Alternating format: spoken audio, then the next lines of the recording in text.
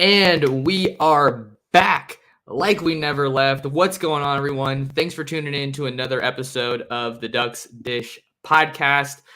I'm your host, Max Torres. And in case you're new here, we like to cover recruiting, and there is an awful lot going on the recruiting trail and in the transfer portal for Oregon. So we are here to talk about it in our Oregon football recruiting rundown. This is the Thursday, December 1st, 2022 edition. I try to do something a little bit different this time. You can watch me live on YouTube at Oregon Football Max Torres, and you can also watch this. Hopefully, it's working on Twitter. My Twitter account is at mtorresports.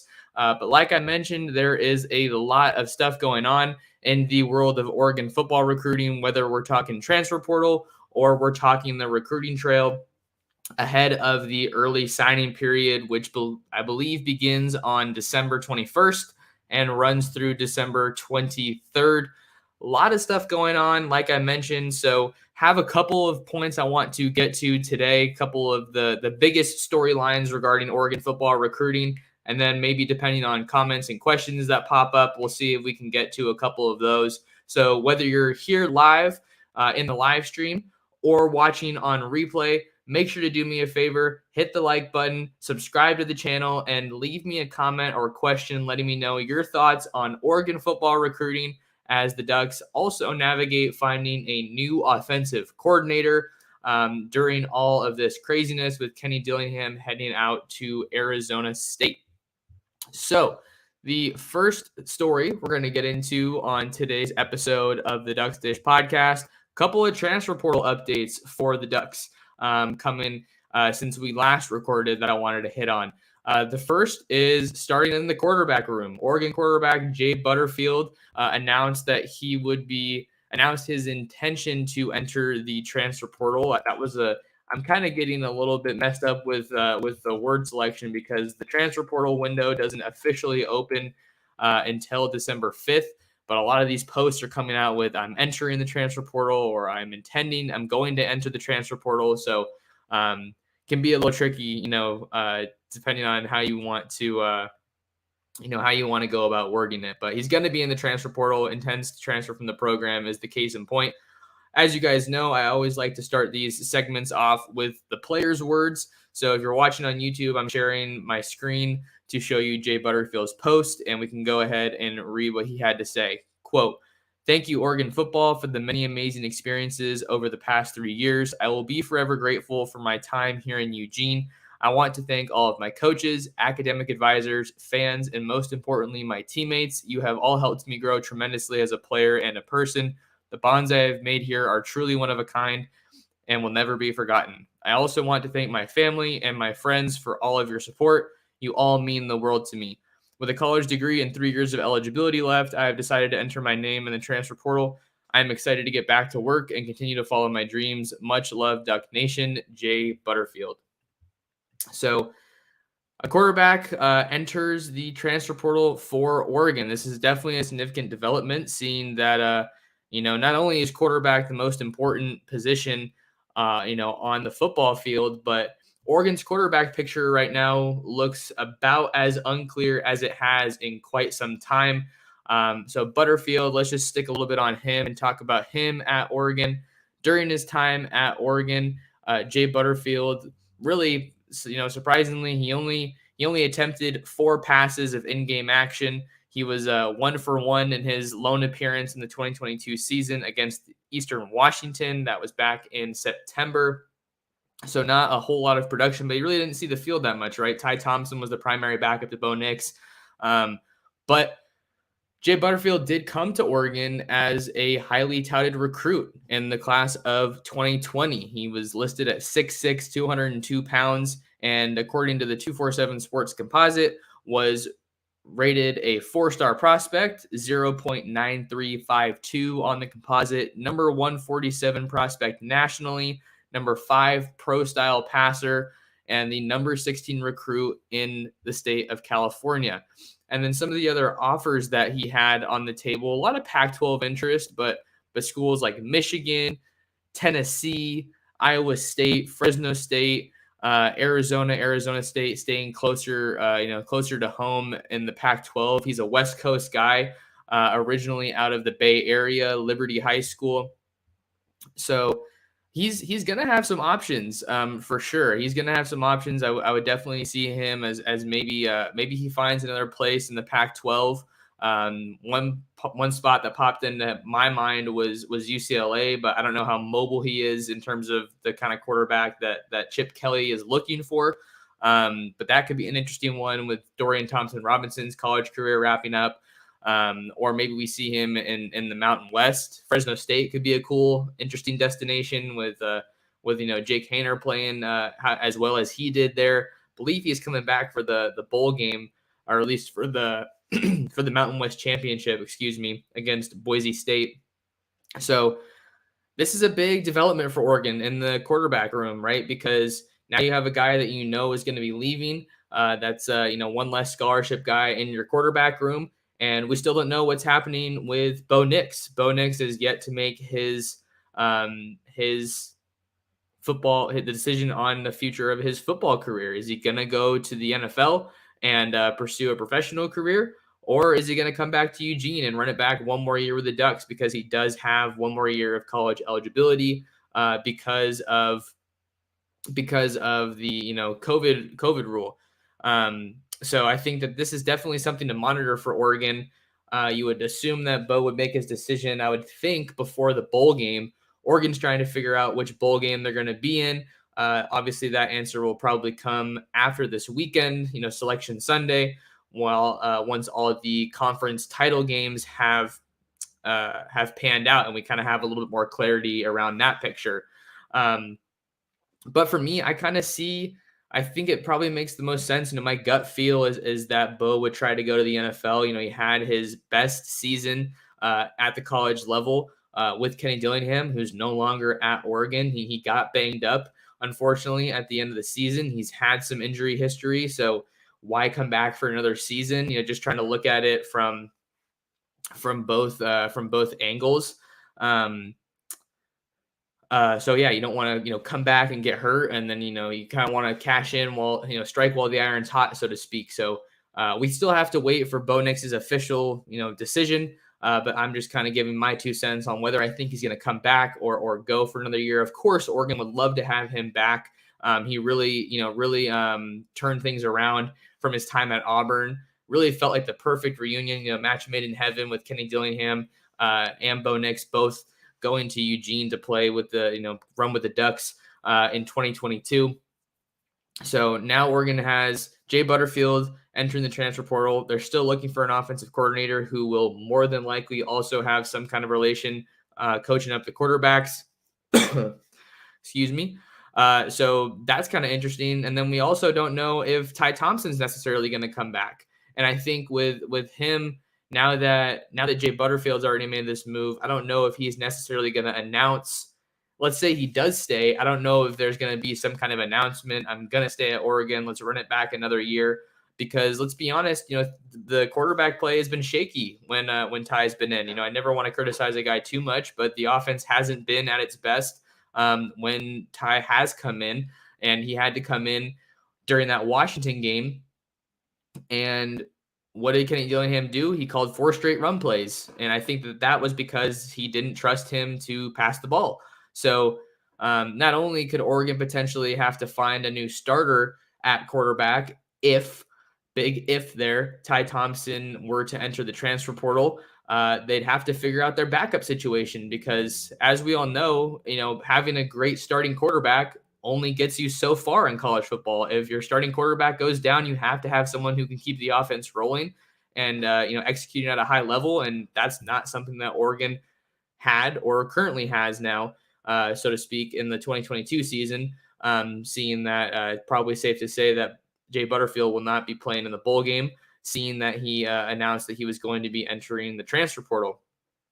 So a lot of crazy stuff going on with the quarterback room, just in terms of trying to figure out what that picture is going to look like for Oregon moving forward. I'm seeing some comments here about Caleb Presley and Dante Moore, so we will definitely get to those I have one more transfer portal update that I want to get to, so make sure you guys stick around for that. I think there were a couple comments on Butters real quick that we can get up. Gerard says, hope the best for Jay, but I always wanted to see him get his chance at Oregon to display his skills. I was high on him as a recruit when he committed to us. Yeah, and I think that's kind of the same feel that I had. I think especially with, Oregon actually putting some games away this year, and Ty was playing how he did, necessarily didn't look super comfortable when he was in. I thought that, why not give Butterfield a shot and just see what he has? But we also know that with the kind of quarterback that Kenny Dillingham likes to have in his offense is that you want to have a guy that's more mobile and can move around and maybe is more athletic. Not to say that Jay Butterfield can't run, but I think Ty Thompson fits that mold a little bit better for what Kenny Dillingham wanted out of his quarterback. So definitely want to see what happens with Jay Butterfield. Hope he finds a good home and can get a good shot wherever he goes. Brooks says, I will keep following Butters. Hope he lands at a good spot. And then we got Mikey G in here saying, let's go. What's up, Mikey? Glad to have you here. We got Eric in the building. We got Brother Steve in the building. What's going on, Brother Steve? Good to see you. Glad you're here in the chat. Glad you're here on the show. So let's see.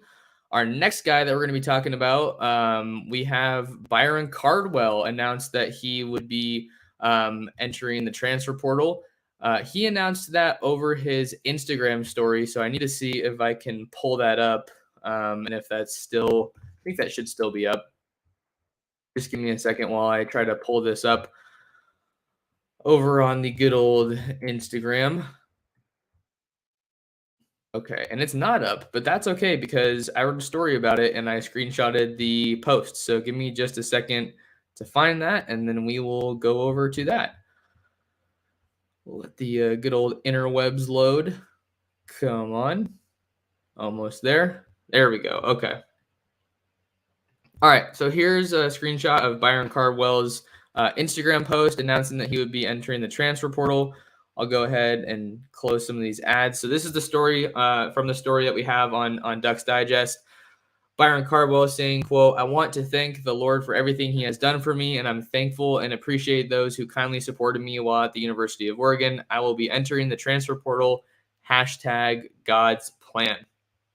So Byron Cardwell is the newest name that will enter the transfer portal for Oregon, along with Jay Butterfield.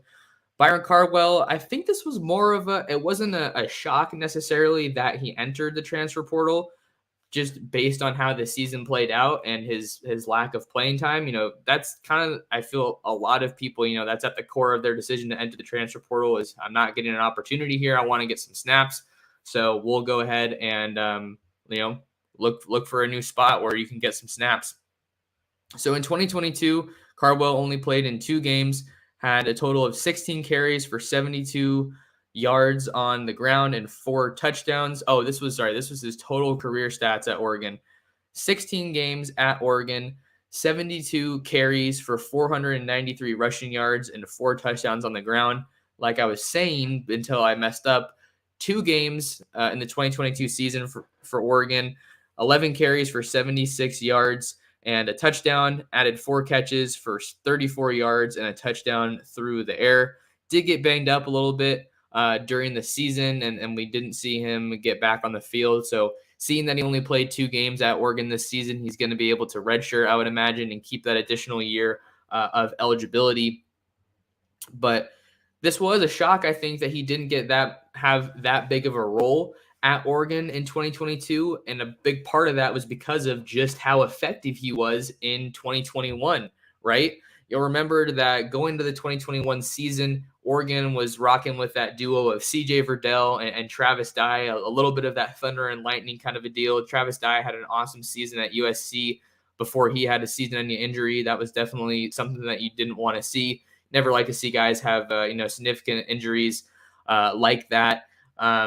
But Cardwell came and played a big role for this Oregon offense last year after CJ Verdell suffered a season-ending injury against Stanford. And, he he was a guy that came in and really ran like a vet. I thought he had a lot of maturity and patience as a running back for Oregon when he was called upon. Played in 14 games last year as a true freshman, 61 carries for 417 rushing yards and 3 touchdowns. So when he had as big of a role as he did, even though his role last year was unexpected, right, because of CJ Verdell's injury, he really, I think, lived up to expectations and answered the call that the Ducks, needed from him last year as a true freshman. So at the end of last year, the feeling was that, he largely, at least among fans, was that he was going to be the clear-cut running back 1 at Oregon in 2022. New coaching staff comes in. 3 new running backs come in with Jordan James in the 2022 signing class. You also have Bucky Irving, who transfers over from Minnesota and was named PFF All-First Team, All-Pac-12 this week. The lone first-teamer for the Oregon offense on the PFF All-Pac-12 teams. But Bucky Irving was a massive success story, stepped right in and balled out. And you have Noah Whittington, who followed Carlos Lachlan from Western Kentucky to Eugene, went from the nation's top passing offense and really was just an awesome runner this year for the Ducks, kind of a 1A, 1B situation with Noah Whittington and Bucky Irving. So, you have 3 new guys that come in, so it was more of the same that we've seen at Oregon in terms of it's an embarrassment of riches in the backfield, and there's only so many carries to go around. So I thought that was interesting, that they had a crowded room and you just had so many carries to go around. And you also had Sean Dollars, who was there getting some carries after suffering an injury last year, and that caused him to miss the entire 2021 season.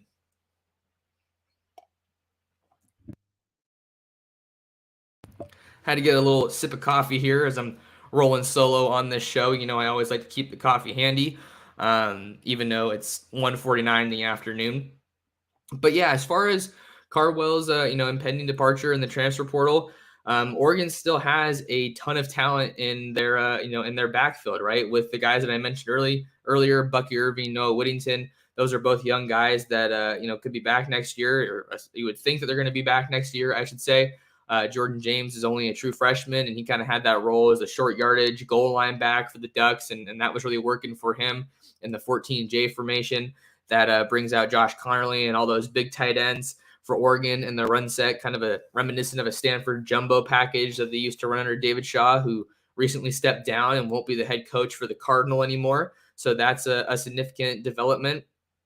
And then Oregon, as far as running backs, they also have 2023 running back commit Dante Dowdell out of Picayune Memorial High School in Mississippi. He recently received the Class 5A Mr. Football Award for Mississippi, which is usually awarded to the best players in their respective states. He's just been on an absolute tear. He has around 2,000 rushing yards on the season and 28 rushing touchdowns. And then he's going up against West Point High School, I believe it is, for the Mississippi State title this Friday. So that'll be tomorrow. Opportunity to go out with a bang. Picayune has been on a roll all season, and Dante has been just an absolute stud for them. So I believe Oregon's also going after a second running back in 2023. So that kind of gives you a good idea of where Oregon's running back room is at. And, who's to say that Dowdell doesn't come in and try to shake things up and compete for early playing time at Oregon, because we know that running back is one of those positions where it's a little bit, I don't want to say easier, but more common for running backs to find, for freshmen or underclassmen to find the field early. So this is definitely a significant update for Oregon. But I mean, Oregon's always going to have talented running backs. That's never a position I think that you're going to have to worry about. People know about the history with Oregon's running backs, with the Oregon offense. And I think that this year, even though it was a much better passing offense and an offense that was much more dedicated to the pass than we've seen in recent years, we know that Oregon was still kind of a run-first team, even though they were taking a more balanced approach. So Jay Butterfield and Byron Cardwell enter the transfer portal. The latest names for Oregon to enter the portal. We also want to give an opportunity to plug a story here. We have a running Oregon Ducks transfer portal tracker story over on Ducks Digest. So make sure you guys check that out so that you don't miss out on the latest transfer portal updates for Oregon. Seeing that a lot of players are making those announcements now. All right, so let's see. Let's see what we got here next. We got some folks in the chat. Thank you guys for tuning in. However you're tuned in, glad to have you here. All right. Let's see. Because I had a comment here that I wanted to bring up. Come on. No, I can't find it. It's all right, but I know someone was asking about it. I'll just have to scroll back for it later on in the show. One of the big updates that we got on the recruiting trail for Oregon on Thursday morning was that head coach Dan Lanning will be traveling to Detroit on Friday to visit with Oregon quarterback commit Dante Moore. Steve Wiltfong was the first one to report that of 247 Sports. I talked to a couple of my sources and was able to confirm that report. So Dan Lanning will be heading out to Michigan to check in on the headliner of Oregon's 2023 recruiting class. And to state the obvious here, maybe we don't need to state the obvious, but you know how important it is for Oregon to hang on to Dante Moore's commitment. Once Kenny Dillingham took the head coaching job at Arizona State, everyone, all eyes immediately went on to Dante Moore, seeing that Kenny Dillingham was an integral part in that recruitment and getting Dante Moore to announce his commitment to Oregon, seeing that he was the offensive coordinator and the quarterback's coach. You know, I was talking to my guy, John Garcia, the other day. He's the director of recruiting at SI, and he was talking about just how Kenny, really had a huge role there in the youth and the, creativity in the offense. Those are things that I think really helped Oregon win out in that recruitment. And now Dan Lanning goes to Detroit to meet with Dante, who just won his second state title, in his high school career. So he went out with a bang. That was definitely something that I'm sure he wanted to do with Martin Luther King High School out there in Detroit. I would definitely think that Dan Lanning is going into that meeting with a couple names. Not that, and I think I talked about this on a recent show, not that you necessarily need to get Dante's approval, right? You're not going to make a hire as important as your offensive coordinator based on keeping one recruit. But I'm sure that, you'll have a conversation like, hey, these are some of the names that we're thinking about bringing in for interviews.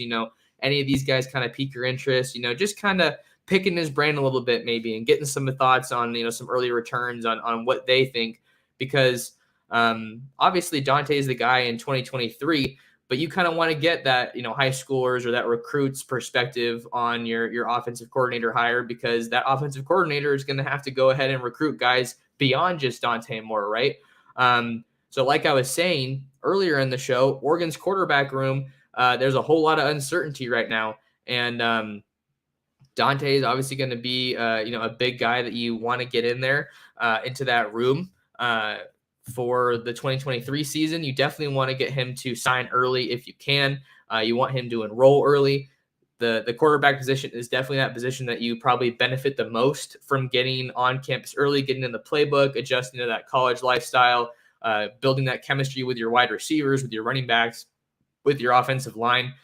Because where Oregon's at right now, it's not so far from reality that they could be without a scholarship quarterback on the roster, right? If Bo Nix announces that he wants to go to the NFL, if Ty Thompson announces that he wants to enter the transfer portal with Kenny Dillingham, who's also an Arizona native, we obviously know, along with Thompson, they could be in the situation where Dante Moore is the only scholarship quarterback that you have, and he's not even necessarily at Oregon yet. So then you would have to go maybe you look at getting another quarterback in the 2023 class, maybe someone who's already committed somewhere else, or you look into the transfer portal. These are all hypotheticals, but the big point that I'm getting at is that the quarterback position at Oregon looks very uncertain right now amid the news of Jay Butterfield entering the transfer portal and then not knowing what Bo Nix is going to do for his football future. So things could get real crazy for Oregon with regard to a quarterback. And it's a position at Oregon, right? If you've been following the Ducks for a while,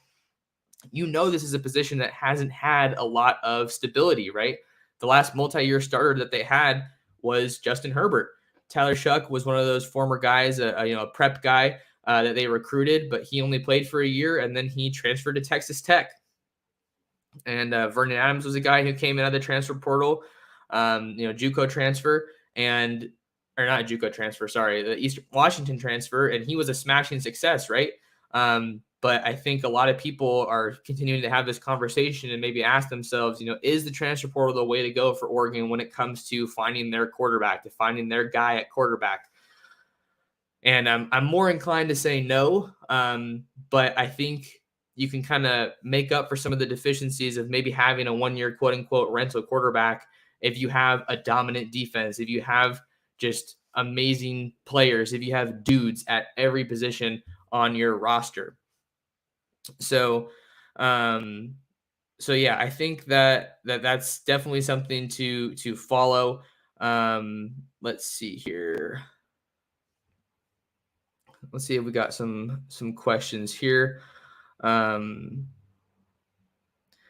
This is a question from Christopher. He asks, Max, with all the disrespect that Ty has received from the so-called Duck fans and Jay already entering the portal, what are the odds that the Ducks lose Ty, Jay, and Moore decides to stay home? I think kind of what I was trying to lay out is I don't think that that's necessarily the likely scenario right now, but given some of the recent developments, there's a reason to ask these questions because they kind of remain an unknown. I think it's obviously a huge plus with in-home visits starting that Lanning is going out to Detroit. The head coach coming to visit you definitely shows that you're a priority. And this visit shouldn't come as a surprise, but some of the big schools that we can maybe expect to call Dante Moore to try to pursue him are some of his finalists, right? Notre Dame just got a quarterback not too long ago in the 23 class, so they were very involved with his recruitment before he committed to Oregon. But Michigan was a school that was super involved in his recruitment. Michigan State is someone that, there was some smoke around Michigan State before Kenny Dillingham got hired, and maybe that's coming back a little bit again now that Kenny Dillingham is no longer at Oregon. Texas A&M is a school that was involved with Dante Moore. Ohio State just lost their quarterback pledge in 2023 with Brock Glenn flipping his commitment to Florida State. That was a huge development in the world of quarterback recruiting for college football. So I wouldn't say that this scenario is necessarily super likely, but it's looking more likely than it did, 24, 48 hours ago. So I'm not trying to speak that into existence. I don't want to speculate that that's going to happen, but it's definitely a really, tricky situation that's worth following right now. And then Chris also had a follow-up comment. Please tell me that we're not going to be a permanent QB transfer school because they refuse to mentor and grow/develop a quarterback. Yeah, this is definitely one of those big talking points for Oregon football right now, especially now that the regular season's over. A lot of people aren't super excited about the bowl game scenario. You're looking at a scenario where you're probably doing the Las Vegas Bowl or the Holiday Bowl, I think, are the two most common ones that you're seeing for Oregon. So I don't blame some Duck fans that are maybe already looking ahead to the early signing period, to the 2023 season, to spring football, because now all these questions around roster management and personnel being on the move are very important questions to be asking. So I don't know. I think it's tough to commit to growing or developing a quarterback when you're in your championship window right now. It's kind of the way that I look at it right now. And if you looked at that quarterback room before Bo Nix got there, or just look at the quarterback room without Bo Nix, there's not a lot of proven production and experience that you have to work with. So I don't blame Oregon for going to the transfer portal. It just kind of feels like this pattern that they're stuck in a little bit right now, and then finding that right moment to tab a guy that you recruited out of high school. Okay, we're going with him. He's going to be the starter. So something to keep monitoring for sure. Let's see here. What else do we got here? Andrew asks, so how long until an OC gets announced? Seems like that's the biggest impact on recruiting. Yeah, I think it is right now, right? I think that's definitely a reasonable thing to say, that you need to get that offensive coordinator announced. I think a lot of people, in the Oregon community and the Oregon fan base were thinking, you have within like a week to get that announced because, like I said, in-home visits are starting. You want to be able to hire that offensive coordinator to get some stability, to be able to say, hey, this is going to tell your offensive commits, not even just Dante Moore, but to tell your offensive commits in 2023, hey, this is our guy. This is the offensive coordinator. This is the guy who's going to be calling plays. This is the guy who's going to scheme it up and make sure that we don't miss a beat, even though Dillingham isn't at Oregon anymore. Because like we've said, Oregon is a school that's going to be able to attract some names for the offensive coordinator position. We had a podcast, I think it was our most recent podcast, if I'm not mistaken, where we talked about maybe some guys that could be potential names for Oregon's offensive coordinator. Internally, you're looking at Junior Adams and maybe Drew Maringer. I think that those are some guys on the current staff that could get a look. And then you have some of the other names that are trendy or popular with the fan base, like Joe Brady, the Buffalo Bills quarterback coach, but some people are kind of wondering, does he really like the recruiting? I think that that's something that you have to ask yourself for any coach, regardless if it's just a coordinator. I think any time now that you're going to look for a guy from the NFL ranks and ask him to come take a job in college, and I said this on the last podcast, do they want to deal with all these changes that are taking over college football right now? Do they want to deal with the transfer portal? Do they want to deal with name, image, and likeness? Do they want to deal with the coaching carousel and not having guys, around for longer periods of time? So you want to hire an offensive coordinator as soon as you possibly can, for sure. But you don't want to rush that hire because we all know how important that is. And I think there's reason to be confident in Dan Lanning and finding the right offensive coordinator, because there were a lot of people, I think, that were a little bit skeptical of Kenny Dillingham as a first-year play caller, seeing that his first season at Oregon was his first full season as an offensive coordinator calling the plays, and what a smashing success he was. So it's not something that you want to rush, but you got to get on it and you got to hire a guy. You got to hire a guy very, very soon. So one more topic that I wanted to hit on, and then I'll try to get to some more of these questions and comments. A reminder, you guys, if you wanted to support the channel, you can do so obviously by liking and subscribing, but you can also you can use the super chat function at the bottom of the live chat and live comments, because I know I get a lot of comments and questions, and obviously I can't get to all of them, but I do, answer those questions that are super chats. I do try to prioritize those. But let's talk about another storyline that is trending today in the world of Oregon football recruiting. One of Oregon's star commits, Oregon cornerback commit Caleb Presley out of Rainier Beach in Seattle, Washington, announced that he will be taking an official visit to the University of Washington this weekend. And that caught some people by surprise, I guess you should say. Or, anytime you have a commit taking a visit to another school, regardless of what school you're at, that's something that is, going to raise some eyebrows, especially this close to the early signing period, right? Here's Presley's tweet, official visit to UW tomorrow. So what do we kind of make of this? I think that this is an interesting one to monitor, because on the surface, at least, right, you have Caleb Presley. He's a Pacific Northwest guy from Seattle. And it's no secret that the Huskies are playing some really good football. Has their defense been amazing? No. If you've been watching the Huskies, you know that it's their offense behind Kalen DeBoer and Michael Penix that have really been, the thing that makes this offense run and the face of this team. But Washington was a school that was kind of, it's been in the mix. The Huskies have been in the mix in Presley's recruitment for quite some time. I think under the previous staff with Jimmy Lake, they weren't really that much of a threat. But to Kalen DeBoer's credit, I think he's done a good job.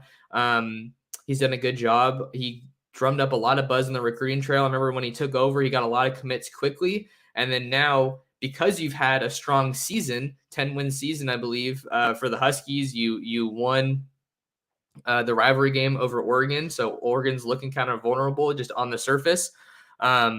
With Washington looking to poach a commit here, the number 3 commit, I might add, in Oregon's 2023 class. And Oregon's done a really good job recruiting the state of Washington, right? Presley is the number 1 player in the state of Washington in 2023, currently committed to Oregon. This new ranking kind of came about after Jaden Wayne transferred to IMG, another guy that Oregon was recruiting very heavily. But looking in the more recent years, Oregon signed the number 1 recruit out of the state of Washington last year in 2022 in former Rainier Beach teammate Josh Connerly Jr., the number 1 offensive tackle in the country for 2022. He played a lot at Oregon as a true freshman, burned his red shirt, and saw the field a lot, even caught a touchdown on his birthday in that Colorado game. So Oregon's got some good connections here, obviously, with Caleb Presley. Really good connections to FSP, the 7-on-7 team, the training facility in Seattle, training program, I should say, talent development. But I think the silver lining here with Presley is that I think based on the people that I've talked to, Oregon still feels pretty good about this recruitment and where they're at with Presley. Presley's a guy that's been linked to Oregon and that the previous Oregon staff was going after for the longest time. So I'm personally not super worried about a flip, especially if some of my sources are telling me that they still feel good about where they're at with Caleb Presley. And another reason for that is because Caleb Presley is expected back on campus in the near future. And if they're able to do that, especially ahead of the early signing period, I think that's a chance that you have to, seal the deal and lock down this commitment. So I think if I wasn't being told that he was expected back on campus after this Washington visit, maybe I'd be a little bit more concerned. But I don't think that that's something that Oregon fans should be too worried about right now. So that's why, I like to see the developments and then kind of do some digging and see what I can gather for sure. And Oregon has a really talented, I wanted to also add, they have a really talented haul in the secondary in 2023 with Presley, obviously. And then you have Cole Martin, who's another cornerback. You have safety Cody DeCambra. You have defensive back Colin McGill. And you also have Tyler Turner out of the state of Texas. And I think those are definitely a good haul for the Ducks, but how important it is for Oregon to hang on to a guy like Caleb Presley, especially at corner with the issues that they had defending the pass. And just as a secondary as a whole this year, you're probably going to lose Christian Gonzalez, who is the most consistent guy in that secondary all year.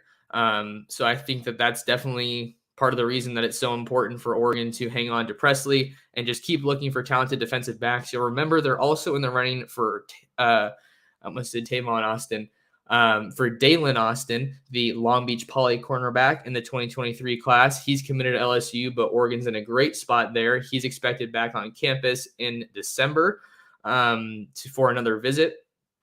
And then they're also going after Roderick Pleasant, who recently took his official visit to Oregon for the Utah game. So they were able to, the defense played their best game of the year. I think you could wager in that game. So Oregon, I think they're in a good spot with Presley. Not super worried about this one. That's my take on Caleb Presley taking an official visit to Washington. All right, I gotta get something to drink here.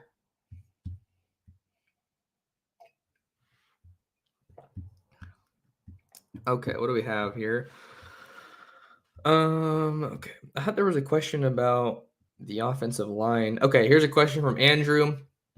Also, with all these 3-star offensive line recruits, is there room for Proctor and or Fano? Yeah, I think that there's definitely room. I definitely say there's room for Proctor and Fano. I think that Oregon's loss, the way that the end of the regular season unraveled, I think you lose a little bit of recruiting momentum in that regard. And I'm trying to think of the best way to say this. I think that we all know that recruits aren't so impressionable for the most part. Recruits aren't so impressionable that they're going to make their decision based off of winning or losing one game, right? They know that coaches have a long-term vision for a program.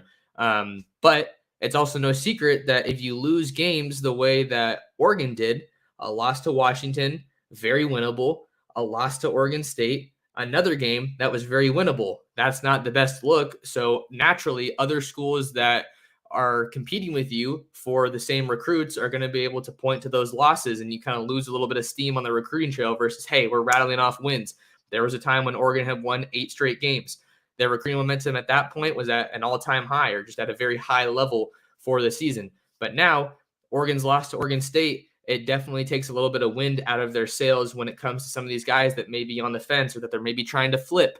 And we know that Stefano is supposed to be making his commitment. The last I heard, I think it was December 6th, December 7th. So very important to keep an eye on where things are at with him. I would imagine that he's a guy that is definitely going to get an in-home visit from Adrian Clem and this Oregon coaching staff. But in my view, Proctor and Fano are both guys that you do not turn away. Team Shark Attack, what a do, flight crew. I wonder if that's my guy, KB. Shout out. All right, let's see what else we have here. Yeah, Nick talking about Caleb Presley. I hope Caleb Presley takes another visit to Eugene. If not, there are so many corners in the transfer portal that I think we can get after. So yeah, I mean, I already told you guys that Presley is expected back on campus. And yeah, I think even if you hang on to all these DBs in the 2023 haul, still go to the portal. Clearly they do not have the guys that they need in the secondary to compete with these passing offenses in the Pac-12. So I think even if you get all these guys in 2023, you still want to go after some guys in the transfer portal because you want to get another guy like a Christian Gonzalez who can come in and really elevate your room. All right, let's see. Comment from NE. I'll put it again for people. Mateo a week ago was a USC or Ohio State pick, but after news that DJ might hit the portal, UCLA and Oregon are the favorites to land both. This news broke out this morning. So we're talking about Clemson quarterback DJ Uiagalelei. Let me see. Let me see what news we have here. If there's anything new there, but it sounds like there might be some smoke about kind of just what the quarterback situation looks like for Clemson. I think if DJ Uiagalelei were to hit the portal, I think that would definitely be someone that Oregon should go after, especially with the overlap with his younger brother Mateo. Mateo is going to be taking an official visit to Georgia before making his college commitment during the early signing period. So he was out at USC for their win over Notre Dame. I remember when I was talking to him, he was saying that Georgia game, the Georgia visit, was kind of the last trip that he was probably going to make before he made his commitment. And then any other trips that he made are probably going to be ones that emerged pretty last minute. Well, what's a school that can pull off a last minute visit? It's one that's right in his backyard in USC. So my feel for a lot of this recruitment kind of has been that USC or Ohio State would be the pick. I think Oregon's still in the mix here, but my kind of thought was that they were going to need to get him back on campus. I'm sure they'll go in home for a visit to kind of give one more push. But if they were to pursue his brother, if his brother DJ were to enter the transfer portal, I think that would certainly add a new layer of intrigue in this recruitment. But as of right now, DJU is not in the transfer portal, so we'll have to see what's going on there. There were times this season when Cade Klubnik took over at quarterback. So we'll see what Clemson can do in the ACC championship game. And then, Nick saying DJU would be nice, might help bring his bro as well, right? Yeah, you can never underestimate that brother connection. All right, what else do we have here? What do we have?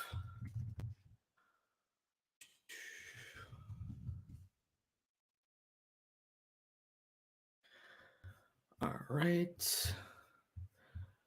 It looks like we had a little bit of breaking news on the podcast while we were live here. It looks like Oregon edge rusher, outside linebacker. There's some reports that he is expected to enter the transfer portal. So that's another guy on the defensive side who's been at Oregon for a while. But that's not a massive shock to me, just seeing that he didn't have a huge role this year with DJ Johnson and Mace Funa manning the edge for Oregon. Man, my throat is super dry. So yeah, that's definitely some news. I got to add that to our transfer portal tracker. So we'll have to see what else goes there. Andrew, was there any more buzz on the Texas safety Bowen that Oregon was trying to flip him from Notre Dame? I mean, I know he took a visit out to Eugene, but I haven't heard too much more on that front with Bowen. So we'll still have to track that and see if there's any more developments with Bowen in that 2023 Notre Dame class. All right, what else do we have here? Yeah, I think that's most of what I had. I'll look through the questions and see if there's any more. But yeah, I think maybe we just talk about Braden Swinson a little bit, because those are some reports that are coming out now. I don't believe, I'll check his Instagram. Sometimes players put stuff on their Instagram before Twitter.